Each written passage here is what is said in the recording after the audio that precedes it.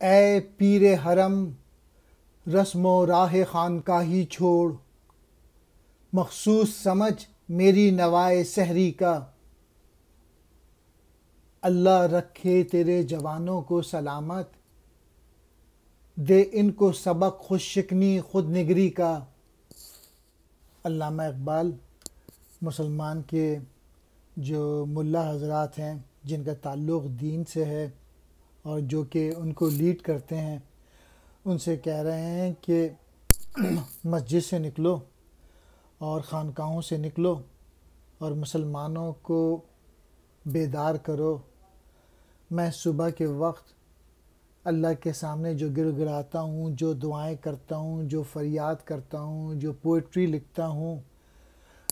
اس کو سمجھنے کی کوشش کرو۔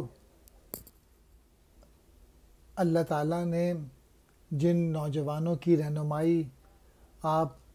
مذہبی رہنماؤں کے سپرد کر رکھی ہے، ان نوجوانوں کو اللہ سلامت رکھے، اور آپ حضرات کو چاہیے کہ ان کی اصلاح کریں، اور تاکہ یہ نوجوان اپنی خودی ڈیولپ کریں،